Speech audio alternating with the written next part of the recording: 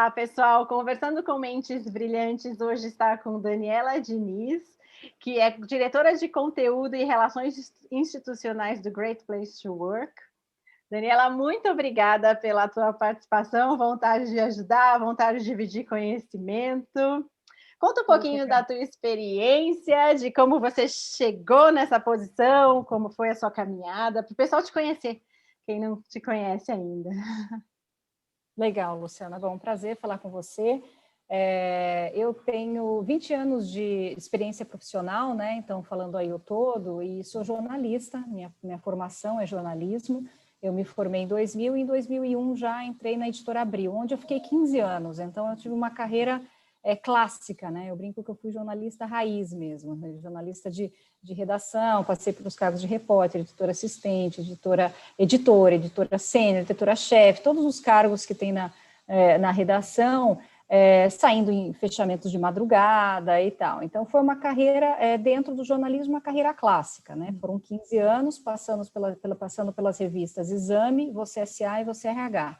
Quando eu migrei, né, então de 2001 a 2005, eu fiquei na Exame, depois eu fui para Você SA, fim de 2005 até 2007, focada na Você SA, e nasceu o projeto da revista Você RH, uma revista voltada para líderes de recursos humanos e para CEOs também, era bem esse direcionamento, CEOs, CFOs e principalmente o líder de recursos humanos. E junto com a revista tinha uma estratégia de ter eventos de relacionamento para RH, e eu acabei assumindo todo esse bloco RH, né? Isso final de 2007 em diante, até o meu final ali na editora. E isso fez o quê? Fez com que eu, nesse processo, decidisse fazer um MBA em recursos humanos. Então, a minha formação era jornalismo, pela trajetória ali dentro, né, assumindo, já sempre focada, mesmo na época de Exame, eu já era uma repórter que fui me especializando na área de gestão de pessoas, então as minhas matérias sempre foram falar de vida executiva, de RH, de gestão de pessoas, esse cenário humano dentro das organizações. Quando eu vi que tinha revista, em 2008 assumi a coordenadoria do Guia das Melhores Empresas para Trabalhar, o guia produzido pela Editora Abril. Então, tinha revista, tinha o guia, tinha os eventos. Eu falei, deixa eu fazer o MBA em Recursos Humanos para entender um pouquinho mais profundamente, né, que é um pouco do meu perfil também.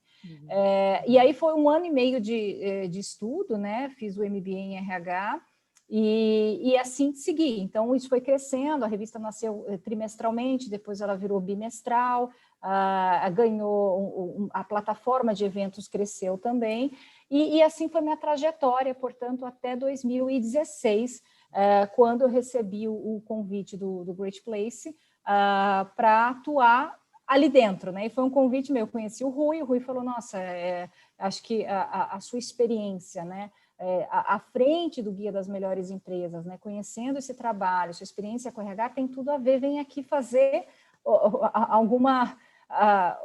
pensa no que você pode fazer. Foi muito aberto, né, muito flexível. E aí, em julho de 2016, eu entrei, portanto, em junho, no Great Place to Work, onde eu criei ali uma área, a princípio, né, de conteúdo e eventos, que era bem ligado ao que eu fazia na Editora Abril, então eu sempre estava envolvido nos eventos de relacionamento para RH, e conteúdo, né, que é minha base. Ao mesmo tempo, Luciana, na mesma semana que eu aceitei o convite do Rui, eu fechei o contrato com a Saraiva para escrever um livro. Então, eu falo que eu fiquei com um pé fincado no jornalismo, né? Eu escrevi um livro que foi publicado em 2018, que é o Grandes Líderes de Pessoas, em que eu conto a trajetória da área de RH nos últimos 30 anos e entrevisto 14 líderes de RH que foram influentes nessa transformação. E aí, nesse período de 16 a 18, portanto, 18 eu lanço o livro, 16 a 18 à frente da diretoria de conteúdo e eventos que formatou ali, organizou e criou alguns eventos de relacionamento, de conteúdo no Great Place.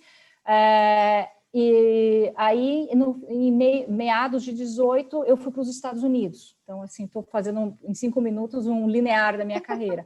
Meu marido foi fazer um pós-doutorado E eu flexibilizei no Great Place to Work uma jornada. Eu brinco que entre 18 e 19, que foi o período que eu fiquei lá, eu fiz um test drive da pandemia, né? Porque eu trabalhei trabalhava de home office. casa, de home office total, e a gente negociou. Então, e o Great Place foi muito maduro nessa relação, né? De falar, eu falei, você tem 3 alternativas, brinquei com o Rui, falei, eu posso simplesmente me desligar, eu posso me desligar por um tempo até eu voltar, ou a gente pode ser flexível, né? A gente reduz o meu tempo, né? A minha jornada, nunca a gente contabilizou a jornada, mas obviamente eu teria um tempo menor de dedicação e, portanto, uma redução de salário. E foi o que eu fiz. Então, entre 18 e 19 eu fiquei ali nos Estados Unidos, né?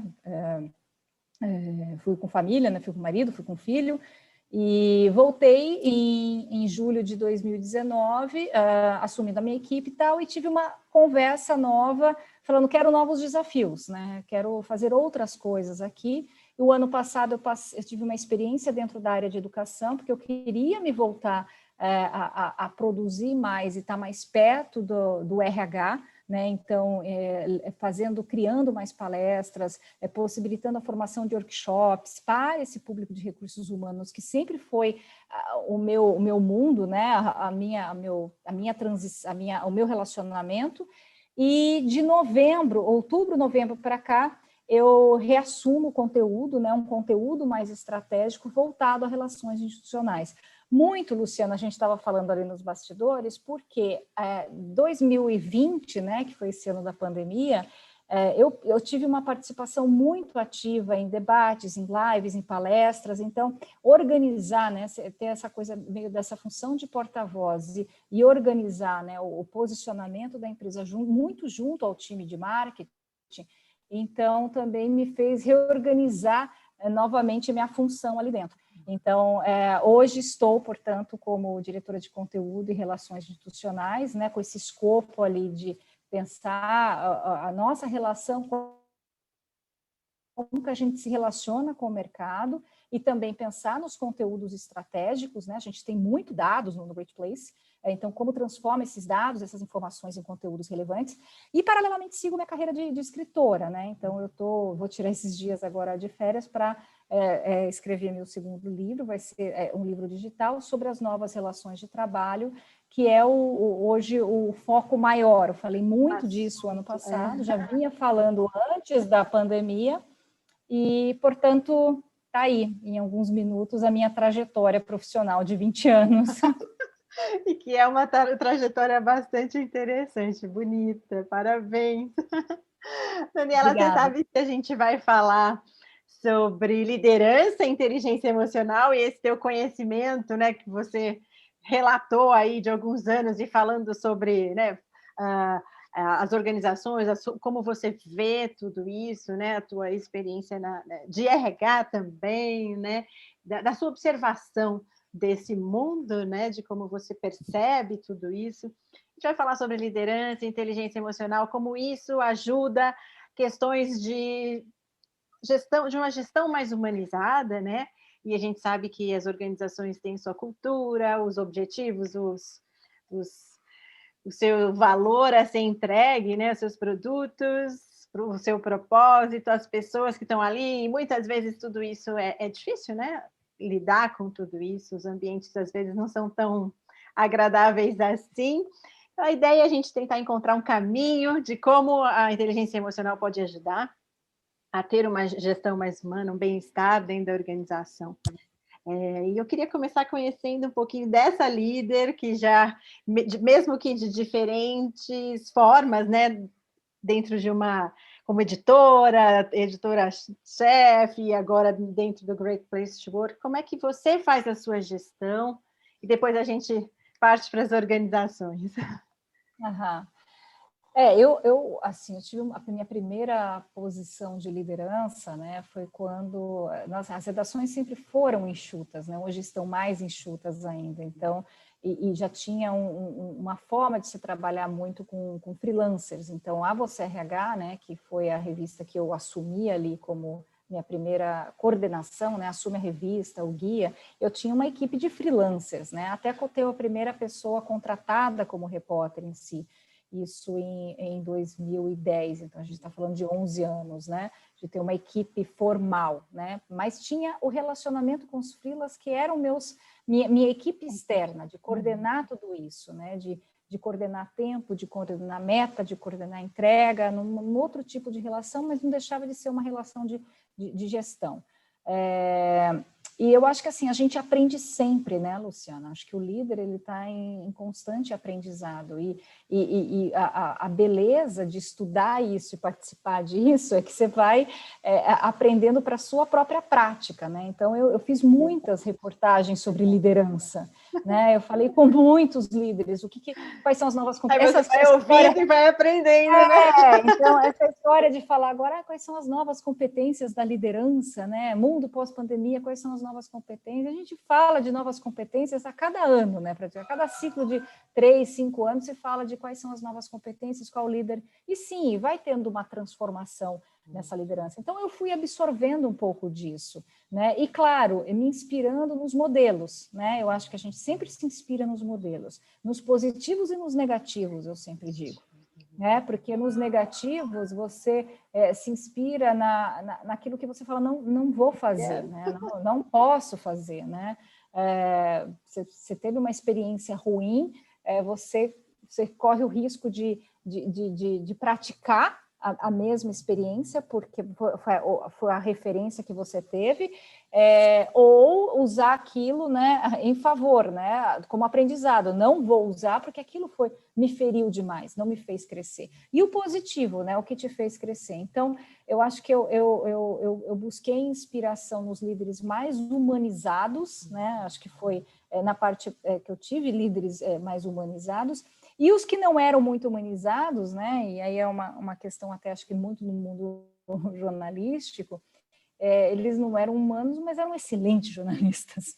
Né? Então, você tem lá... Eram ótimos técnicos, ótimos técnicos. Mas você vive isso, né? Então, assim, por um lado, eu cheguei a ter líderes ali muito bons, como gestores de pessoas, de desenvolvimento, mas que eu não chegava a achar brilhantes como jornalistas, né? E achava brilhantes como jornalistas alguns líderes que eram péssimos gestores. Então, como você une, né, o melhor dos mundos, de você aprender, né?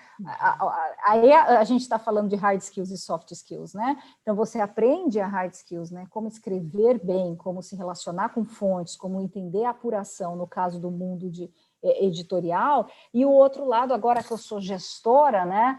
Como é que eu uso aquele lado humano daquele que é um bom jornalista, mas não é brilhante, mas sabe lidar muito bem com a equipe. Então, as referências são muito importantes, e eu tentava muito, sempre tentei, né, ouvir muito das pessoas, né, ouvir desde o meu primeiro repórter, né, a questão do feedback, você dá feedback com base naquilo que você conhece da pessoa também, porque tem a história dos feedbacks cíclicos que você dá pro forma, e ponto, e morre, né, e fica vazio. Então, a gente fala de gestão mais humanizada agora, mas esse exercício de você conhecer exatamente quem é a Daniela, quem é o João, quem é a Luciana, na sua integridade, sempre foi uma curiosidade minha, né? E eu acho que isso é muito bom. Eu quero saber se a Luciana ela é casada, solteira, se tem filho ou não, se não tem filho, se gostaria de ter filho, onde mora, da onde veio, né? O que faz no final de semana. Isso sempre foi uma característica minha. Eu acho que todos que passaram por mim, eu nunca tive essa divisão de que eu sou a gestora e você faz parte da minha equipe, e aqui a gente vai discutir de trabalho e entra na vida pessoal apenas na página 2, né? Não além disso. Né? Então, é claro que sem invadir a privacidade, mas você conhecer os limites de cada um, né? Até a questão de limite de relógio biológico, né? Tinha pessoas na equipe que eu sabia que ia chegar mais tarde, porque rendia melhor, mas eu sempre cheguei mais tarde, embora mais tarde. E tinha pessoas que, assim como eu, preferiam chegar mais... E ao contrário, tinha pessoas que chegavam mais cedo e sabiam que o meu horário era invertido, então a gente, vamos conversar? Não, tudo bem, né? Estabelece as entregas. Eu sei que o seu pico entre amanhã e a tarde vai chegando 6, 7, vai despencando. Então, se eu vou ficar até as 9, você não. Então, se você não conhece, né, na integridade, né, todos os lados, fica difícil você fazer uma boa gestão de pessoas. Então, aí falando de gestão humanizada, um pouco da minha experiência, eu acho que parte um pouco disso, sabe? De você conhecer, de você conversar, de você entender quem é quem ali na sua essência, né? Antes de saber quem é o repórter ou quem é o consultor, né? Ou quem quem que está abaixo de você como um cargo. Você fala de criar elo emocional mesmo, né? De estabelecer elos para que a gente consiga criar confiança, né? Engajamento e esse ambiente. Você falou uma coisa interessante sobre bons técnicos, né? Os bons jornalistas não eram os melhores gestores e vice-versa. Isso também vem aquela coisa de, talvez, para ser gestor, a gente não precisa, o especialista talvez tenha que ficar na posição de especialista, talvez o gestor não precise ter todas as competências técnicas, né? E vão se completando, não sei, o que você acha?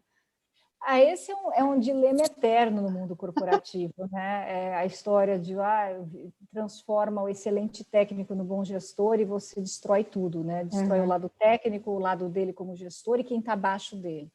E há muito tempo a gente fala disso, mas continua repetindo esse erro. E a gente repete. Você acha que ainda isso acontece? Acontece porque a gente, embora a gente viva hoje sob uma ótica digital, a gente ainda tem um pensamento linear.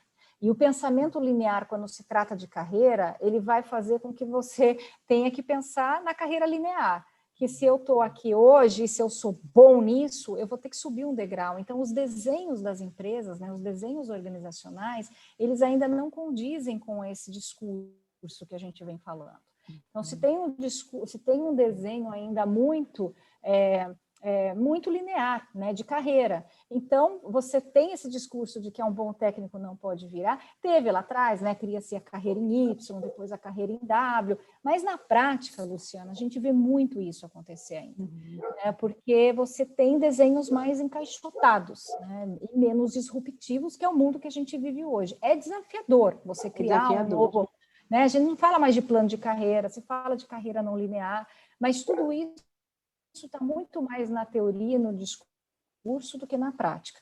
Então, por ser muito difícil, né, você oferecer... O que você vai oferecer para um bom técnico, né, que está crescendo, que quer ficar com você? Muitas empresas não têm o que oferecer, senão um cargo de gestão. E aí se perdem, né? E aí a coisa se perde, exatamente. Aí a coisa se perde porque essa pessoa não está preparada, ou talvez não tenha as habilidades, e aí... Não tem as habilidades de gestão, então você acaba, você corre em cima, eu preciso oferecer alguma coisa para ele. Aí você a sua política, né, de cargos e salários é tão engessada que a única forma de você promover esse excelente técnico, esse excelente especialista, é oferecendo um cargo de gestão. Né? Então, aí tem empresas que sim, já são mais maduras e tem as possibilidades de carreira de especialista, com perna em Y e tal, mas não é uma coisa que você fala, nossa, a gente já passou dessa fase, né? Não existe mais isso, hoje a gente tem quem é especialista, não, a gente tem muitas pessoas que... E eu acho que a gente está amadurecendo, né? Eu acho que existem uma abertura também, isso é importante dizer, falando em humanização, do profissional, né, vamos dizer assim, do subordinado, que consegue hoje dizer, eu não quero ser gestor, né, porque falar isso até pouco tempo atrás não pegava bem. Então, se você chega numa avaliação de desempenho, numa conversa de feedback, e você fala, tá, você está indo tão bem, então aqui eu vou te dar uma promoção, e assim, só que é o seguinte, você vai assumir tal área que tem uma equipe. Se a pessoa chegasse e falar, olha, tudo bem, eu quero assumir, mas eu não consigo. Você não falava, né? Pega mal você falar que não quer ser chefe. Hoje, as pessoas têm uma liberdade maior de falar, eu quero assumir novos desafios, eu quero transitar, eu quero até assumir novos projetos, mas eu não quero ter equipe, né? Temporariamente, ou falar assim, não estou preparado, ou realmente não quero. Hoje a gente está um pouco mais maduro para dizer isso, mas, de novo, um pouco mais. Não muito madura ainda nisso, não completamente.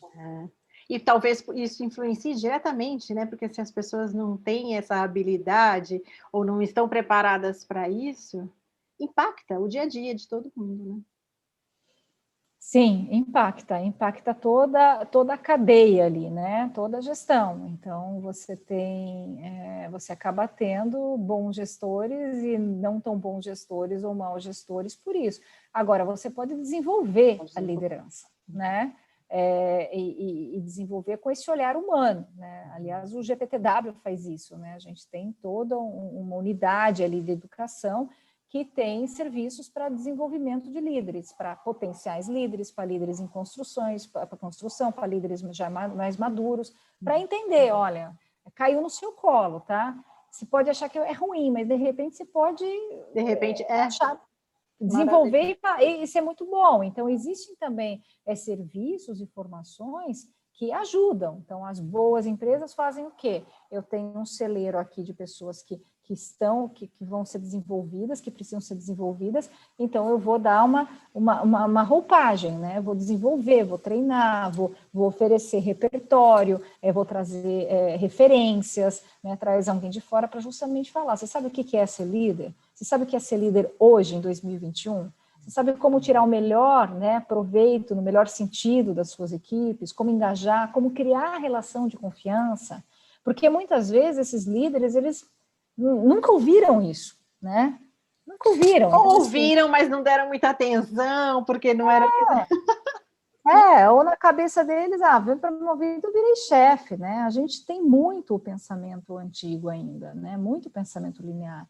Então, o desenvolvimento da liderança é um ponto muito importante, né? Se você não tem ainda uma estrutura de carreira mais disruptiva, né? Se você ainda está no modelo clássico, que é muito difícil você pensar no novo modelo de carreira nesse mundo que a gente vive, então o que você pode fazer? Desenvolver a sua liderança. Quando você fala esse mundo que a gente vive, posso dizer assim, um ambiente, pensando no nosso país, onde as oportunidades são menores, onde você tem um número alto de desemprego, ou seja, tudo muito limitado, então a gente não tem muitas oportunidades, é isso que você fala? Quando você quer dizer esse mundo que a gente vive, é isso? Mais ou menos? O mundo que a gente vive, né, esse mundo complexo, né, é um mundo chamado VUCA, o BANI, aí as siglas a VUCA é uma sigla mais antiga, BANI é uma sigla mais nova, mas que demonstram essa complexidade, essa agilidade, velocidade, ansiedade, flexibilidade, todos os ADs aí, né, todos os adjetivos que a gente vive. Então, você tinha um mundo antes que era muito mais linear, repetitivo e previsível. Né? Então, eu sei o que eu vou ser quando eu crescer, ponto. Eu vou estudar para ser advogado e vou morrer advogado, ponto. Eu vou ficar 30 anos numa empresa, ponto. Eu vou casar, vou ter filho, vou estudar, vou casar, vou ter filho, vou trabalhar e vou aproveitar minha vida na aposentadoria, ponto. Esse não é mais o mundo hoje. Então, quando a gente fala da não linearidade... Que pode mudar de carreira 5 vezes ao longo da vida, né? É mais. Na verdade, você tem múltiplas carreiras ao mesmo tempo, né? Então, esse mundo que não é linear, né? Que é ágil, que é veloz, que é complexo, que é confuso, que você assume muitas coisas... Deu uma cortadinha. Esse mundo que eu falo, é esse o mundo que a gente vive, né? Imprevisível. Como é que você vai traçar políticas e práticas de gestão de pessoas que combinem com esse universo, que é o que a gente está falando. As políticas e práticas de RH, muitas vezes, elas estão atreladas a uma mentalidade linear e industrial. Né? Elas não condizem com esse mundo acelerado de imprevisibilidade, elas não condizem em fazer um programa de trainee que atenda o jovem hoje, né? Então, ela está num programa de... A gente está em mutação. Então, tem empresa que sim, tem. Né? Tem tendência? Tem. Tem case? Tem. Mas ainda é um caminho. O que mais pode dificultar? A gente falou desse mundo diferente, né? Esse mundo mais ágil. A gente falou de um RH que precisa, talvez, repensar algumas coisas. A gente falou de profissionais que para serem valorizados dentro da organização, às vezes são promovidos sem terem, talvez, a competência de serem líderes e tal, mesmo sendo bons técnicos. O que mais dentro de uma organização pode dificultar essa gestão humana ou o interesse das pessoas por desenvolver inteligência emocional, por exemplo? O desenho das metas. Desenho das metas. Então, assim, você tem ainda, e isso também está muito, muito atrelado, né? A gente fala tanto de humanização, mas no frigir dos ovos, resultado é o que importa. Então, e não é que não tem que importar, claro que tem que importar, porque sem resultado você também não tem empresa, né? Mas a forma como esses resultados são estabelecidos ali em formas de metas ou de OKRs, né? Como você pode chamar, dos objetivos, muitas vezes atropelam essa gestão humana. Então, é muito importante você reforçar o como, né? O como você está fazendo isso, como você está trabalhando para atingir os resultados, o como você está lidando com a sua equipe para chegar nesse número ou nesse objetivo, porque senão você só tende a olhar o número e o objetivo, né? O que e não o como. Então, a gente fala já disso há muito tempo, mas, de novo, né, no frigir dos ovos, eu tenho que bater as metas, eu tenho que alcançar os objetivos, eu tenho que dar resultado. E com isso você acaba muitas vezes estressando, né? Estressando em todos os sentidos, né? Se estressa ali, você passa do limite, você afeta a saúde das pessoas, né? A forma como você cobra muitas vezes, você não está cobrando de uma forma coerente. Então, eu ainda vejo aí como uma narradora observadora, né, de quem observa o mundo do trabalho e toda essa evolução, eu ainda vejo essa ponta solta, né, entre o discurso e a prática. O discurso precisamos valorizar a saúde mental, o equilíbrio das pessoas, empresas mais sustentáveis, mais saudáveis. Então, você tem um discurso de que o humano ele tem que prevalecer, né, a gestão humana, mas você tem uma meta ali, né, que é outro clássico. A gente falou do gerente e do técnico, é outro clássico, né? O que eu faço com um líder que está batendo as metas, mas está batendo nas pessoas? O que eu faço? Tem empresa que fala. E é interessante porque às vezes a organização mantém esse cara porque ele precisa estar ali, porque eu preciso, pelo menos, que alguém garanta as minhas metas de curto prazo, né? Porque quando a gente fala assim, a gente está pensando em metas de curto prazo. E a longo prazo, talvez isso não seja tão sustentável assim, mas que a pessoa fica, as organizações mantêm essas pessoas assim. Sim, sim. Apesar do discurso, apesar da gente falar disso há bastante tempo, né? Apesar do discurso do humano, né? Das relações humanas, das relações de confiança, as empresas elas pensam duas vezes antes de... e, claro, usam dos artifícios, dão feedback, avaliação de desempenho, algumas vão impactar no bônus do líder, ó, você vai continuar aqui, mas você não vai ter o mesmo bônus, porque você como líder tá o quê? Coloca no desenvolvimento de liderança, manda para um coach, manda para a mentoria, tem artifícios, né? Mas muitas vezes, sem obter o resultado, né, esperado como líder, e ele continua ali sendo um grande batedor de metas, é muito difícil você falar, né? Não quero mais, né? Algumas sim, né? Bancam isso, não dá. Era excelente, mas não dá. Tá acabando com o time, né? O ambiente tá ficando muito ruim. Mas a gente ainda vê, né? Então, respondendo aí a sua pergunta de outro entrave, né, para isso, como as empresas estão desenhando suas metas, né? Como elas ainda desenham suas metas, né? Com base em quê? Né? Quais são as perguntas que elas estão fazendo? E mesmo que elas coloquem o como importante, né? Vamos dizer que a pessoa seja avaliada, o que você acabou de dizer, que elas talvez não tolerem muito esse líder que só bate meta, né? Arrisquem um pouco mais, sejam um pouco mais corajosas de talvez tirar pessoas assim. Tem caso, né? A gente sabe que tem caso, mas não é fácil, né? Não é ainda uma coisa óbvia, não é. Claro que está no meu script que se ele não for um bom gestor e mesmo batendo meta, ele vai ser demitido, né? Não é tão óbvio assim, né? Pode parecer óbvio no discurso, do politicamente correto das empresas, né? Das boas empresas para trabalhar, mas não é tão óbvio, não é tão fácil de fazer isso. Não é tão real, né? Assim, não é tão verdadeiro, vamos dizer assim, né? Não, mas tá certo, tá certo. Pensando de outra forma, pensando agora nas pessoas e nesse líder, talvez, que bata metas e que ele é treinado e tal, por que algumas pessoas resistem tanto em desenvolver inteligência emocional ou competências comportamentais, sabendo que elas podem ser prejudicadas, como você disse, talvez ele tenha um bônus menor, né? Mas mesmo tendo um bônus menor, por que talvez ele não tenha interesse de desenvolver isso?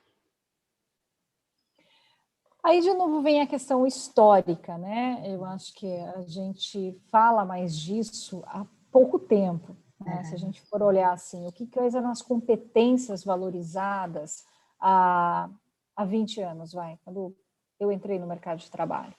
Né? Você não falava em soft skills, você não falava em comportamento. Aliás, as questões de falar de vulnerabilidade, né, que é um comportamento que se fala hoje, é bom o líder ser vulnerável, mostrar vulnerabilidade.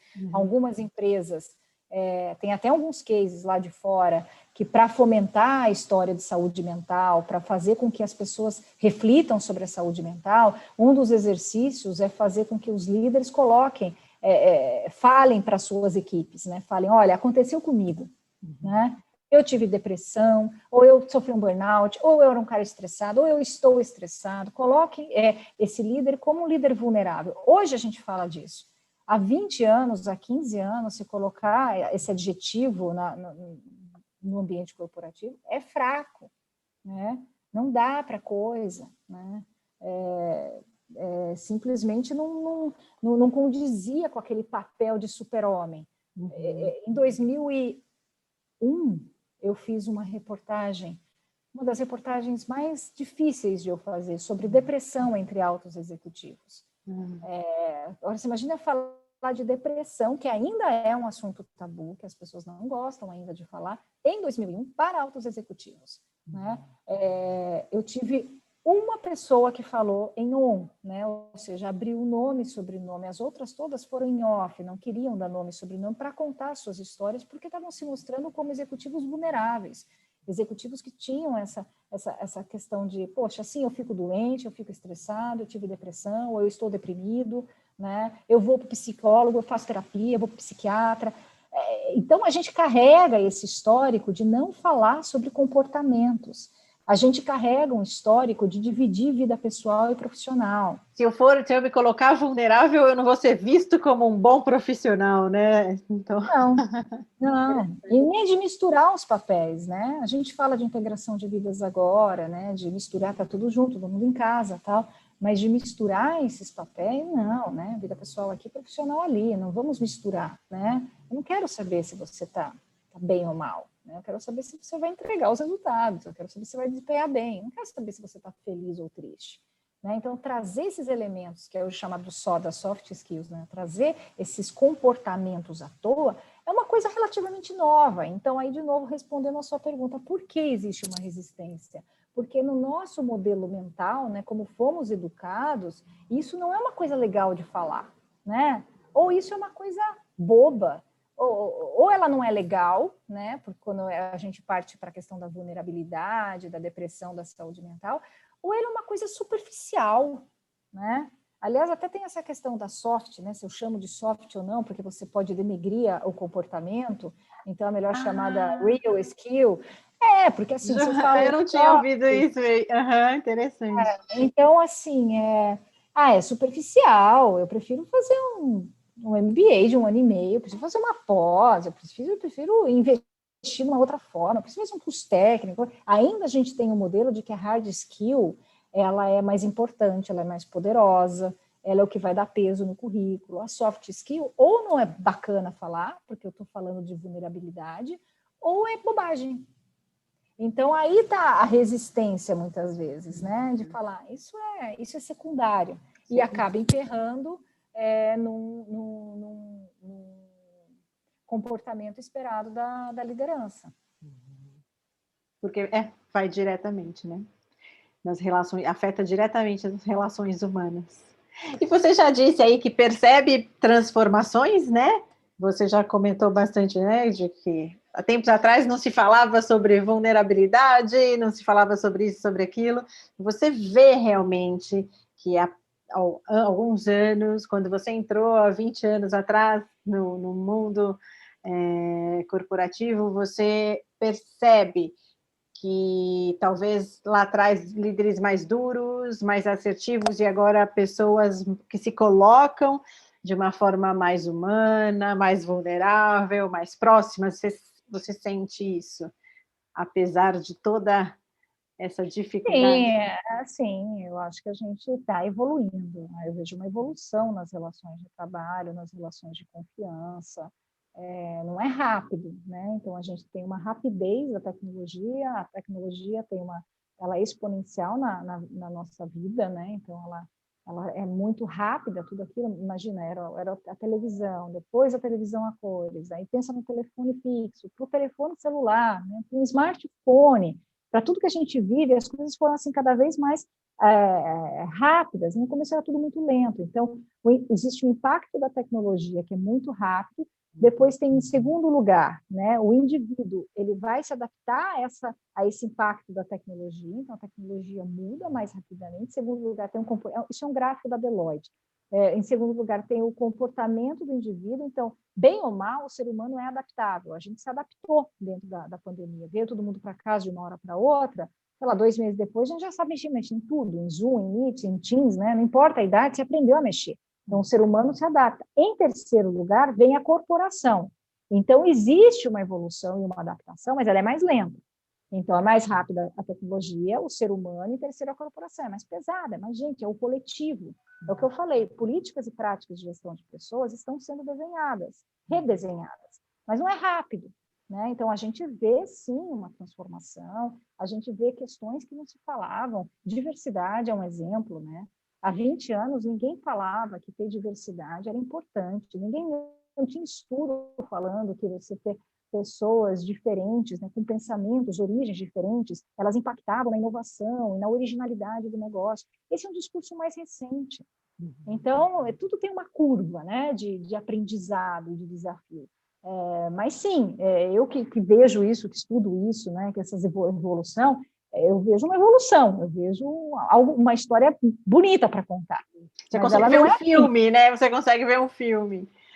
Mas ela não é rápida, né? A gente não pode dizer, nossa, agora a gente está no mundo corporativo que condiz com todo esse discurso aí. Esse é o discurso de quem estuda, né? De quem vê as transformações.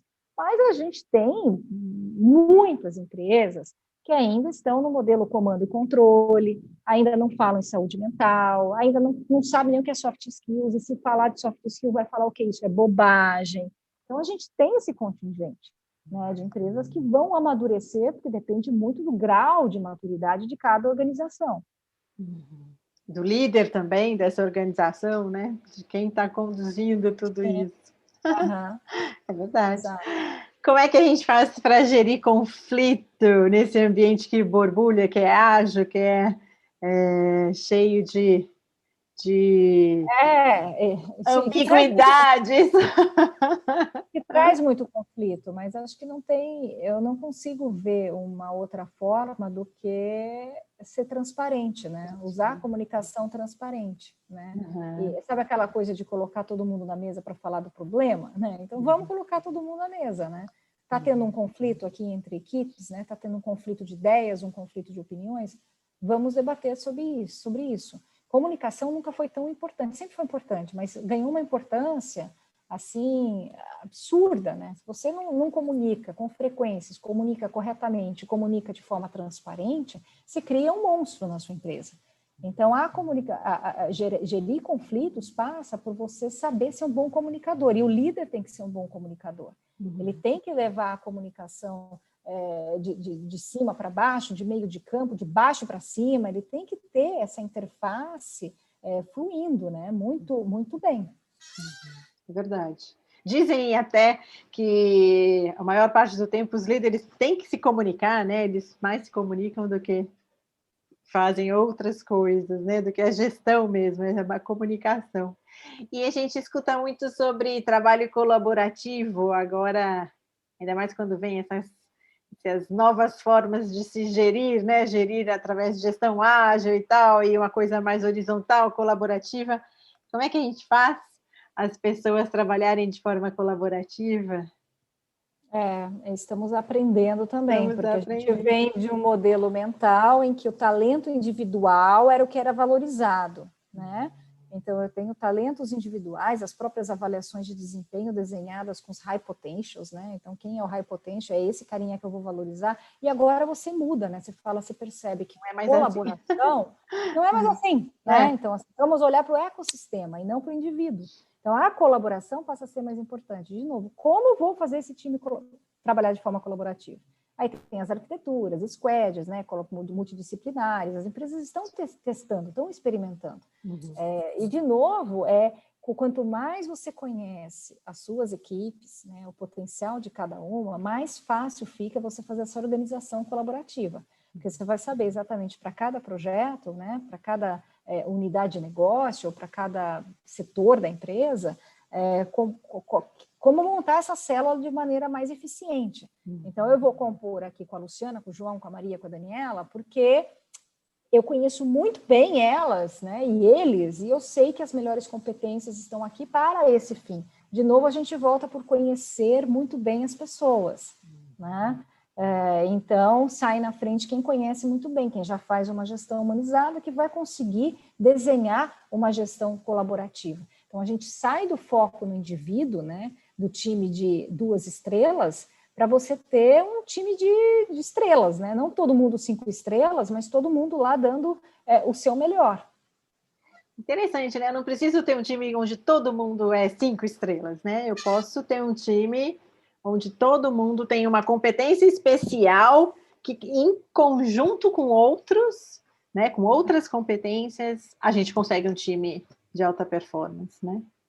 Exato. Verdade. O que o gestor não deve fazer, Daniela? Nossa, se fizer tanta coisa.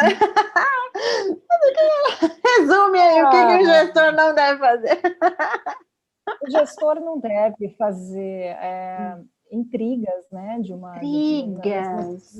Nesse sentido de... Porque o gestor pode fazer isso, né? Eu não tinha pensado, ele pode criar confusões, né? Sim, ele pode. E tem uma coisa muito comum na liderança, né? Que é um erro muito... enfim, é uma característica... Todos nós estamos submetidas a ela, quem nunca, né? Como gestor, você não concorda com a política e prática de tal empresa, e você tem esse papel de gestor, né? Você é gestor daquela empresa, então você tem a responsabilidade de passar para baixo, não falando, é ridículo isso. Né? Então, isso é algo que o gestor não deve fazer e faz muitas vezes, que é você passa para baixo a informação,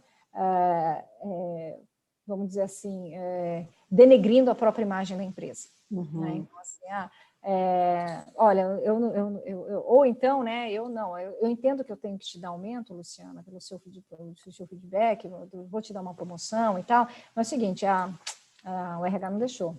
A diretoria não deixou. A culpa é do outro, não é minha. Eu sei que você merece. A culpa é do outro, a culpa é da empresa, né? Você não concorda, você vai passar a estratégia da empresa para baixo já falando mal, né? Então, assim, você está ali numa posição de liderança, você está representando a empresa, você está representando a estratégia. O momento de você falar que não concorda é quando você está com os seus pares, não é para baixo. Né? E isso é algo que a gente vê, que você acaba o quê? Minando o clima e destruindo a confiança. Então, aí quem está embaixo não sabe se confia em você, ou não sabe se confia em quem está acima.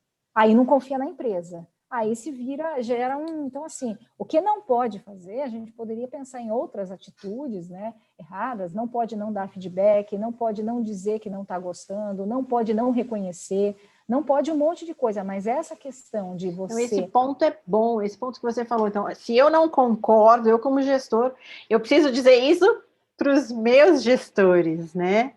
Mas a partir do momento que está definido, que definiu o caminho que se vai, mesmo que eu não concorde, eu tenho que honrar o que eu combinei, né? Honrar o combinado. Exatamente. Honrar o combinado. É um bom ponto. Destrói tudo, né? Porque o que você falou, a pessoa não sabe em quem mais ela confia. Se é aqui ou na organização, né? É um bom ponto. É um bom ponto.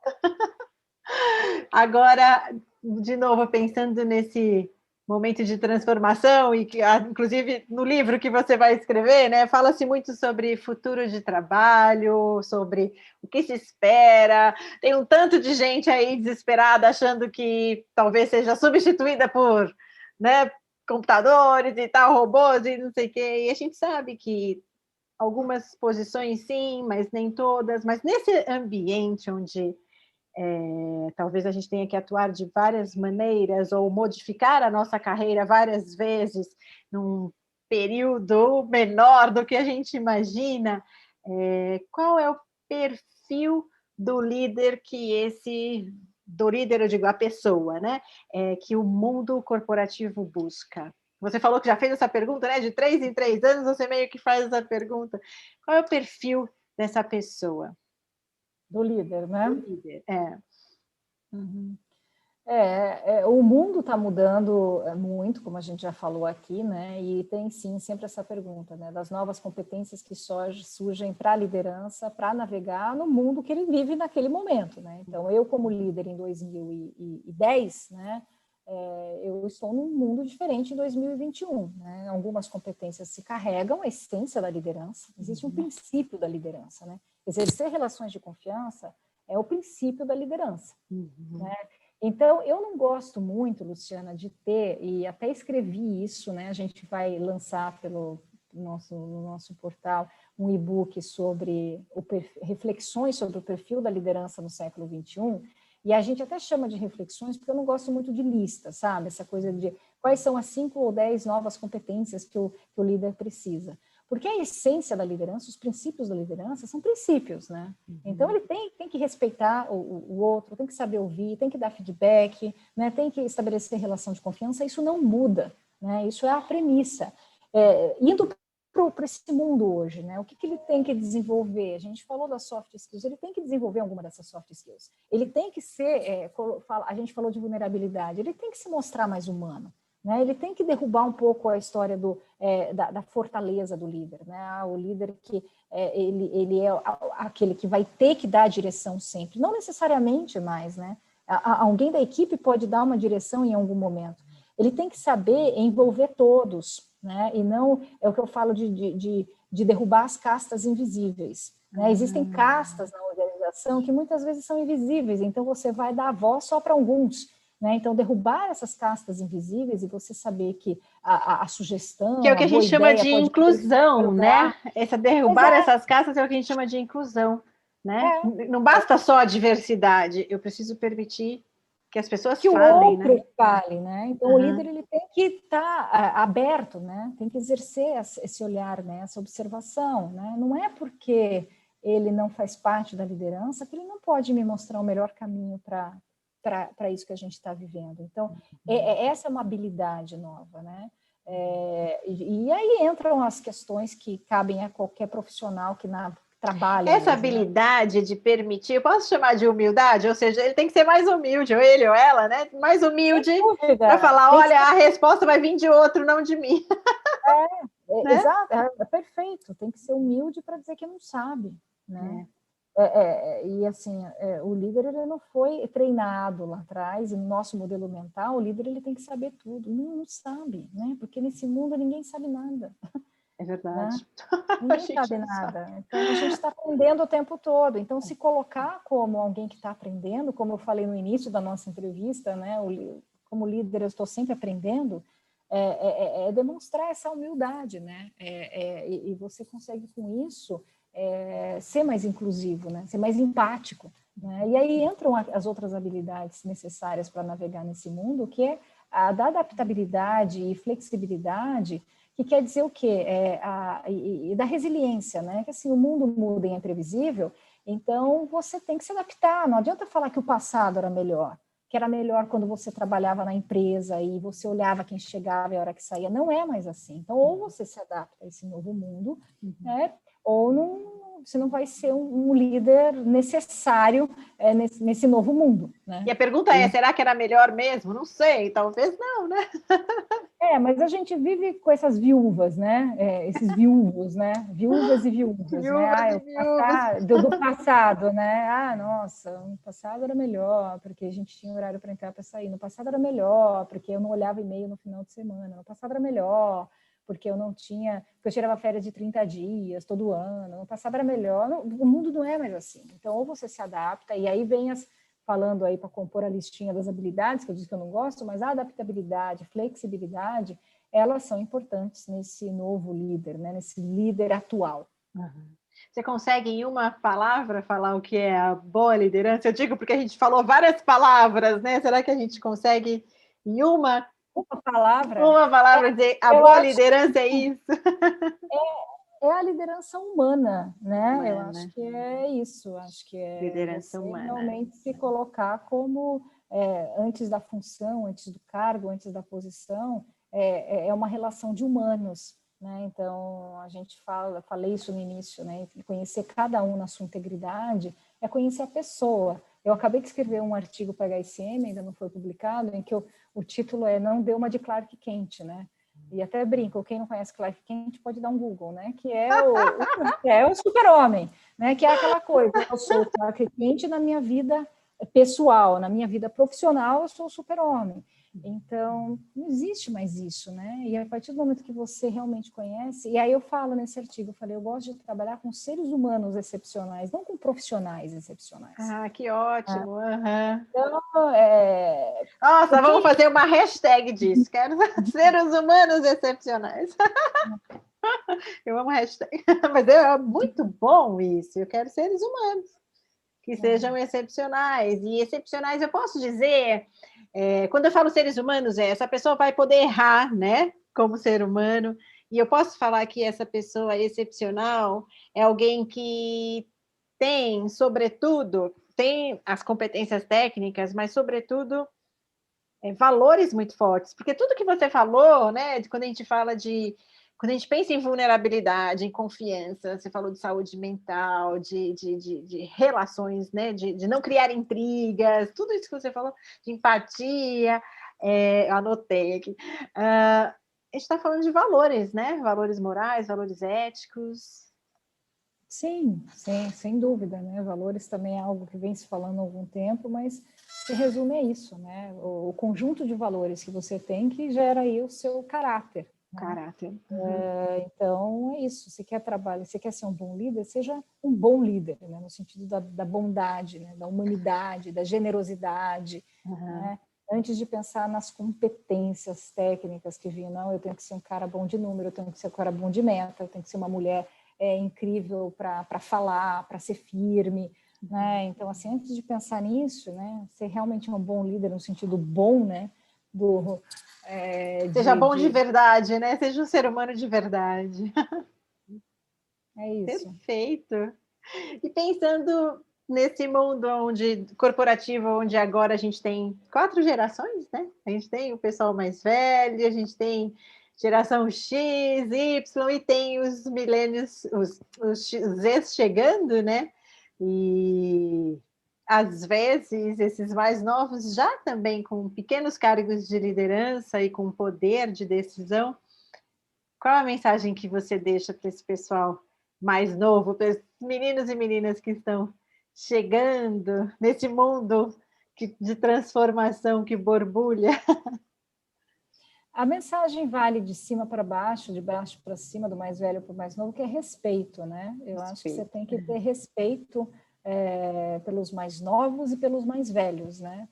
E derrubar os preconceitos das gerações. A gente carrega muito desses preconceitos de que os mais jovens são desconectados, no sentido de não se prender às empresas, são acelerados, imprevisíveis ali, e que os mais velhos estão obsoletos, né? Não entendem de tecnologia, já são resistentes à mudança. Então, a gente atrela algumas características às gerações. Então, você derrubar, né, desconstruir esses preconceitos, né, e respeitar essas diferenças, você vai ter um ganho maior para todo mundo. Né? Desconstruir então, os preconceitos. Essas caixinhas que a gente coloca pessoas, né? Até porque se a gente falar em inclusão, a gente tem que destruir tudo isso, né? Seja lá a geração que for, né? A gente tem essa mania, né, de atrelar, né? Pois a gente tem uma mania, péssima mania, Não, e o mercado de uma forma geral, né? Os mais velhos, então é só você olhar, né? O índice de empregabilidade de pessoas acima de 55 anos cai drasticamente, porque você tem uma série de preconceitos que não se justificam no mundo hoje. Né? Então, assim, a gente precisa amadurecer muito, principalmente aí falando dos baby boomers, né? X ainda tem uma parcela no mercado, mas maciçamente a gente está falando de geração Y e Z, é uma parcela menor de X, e baby boomer, nas nossas pesquisas, mostram acima de 55 anos, são 2%, né? Acho que agora subiu para 4%. Mas assim, não é nada, né? É muito pouco. Isso entre as melhores empresas para trabalhar. No Brasil ainda é menor ainda, né? Você vai ver emprego formal e tal. Então, você tem que desconstruir esses preconceitos, né? De que, sim, se contrata pessoas mais experientes, sim, ela vai trazer um ganho enorme, né? E os mais jovens também. Então, assim, o respeito entre as gerações, né? E desconstruir esses preconceitos. Verdade. Daniela, que conversa boa. Que bom. Muito obrigada. Nossa, não, é uma troca muito boa. E é interessante ouvir essa sua observação, né, desse mundo corporativo. Obrigada de novo pelo seu tempo, vontade de dividir conhecimento. Obrigada, Luciana, foi um prazer. Até breve. Tchau. Tchau, tchau.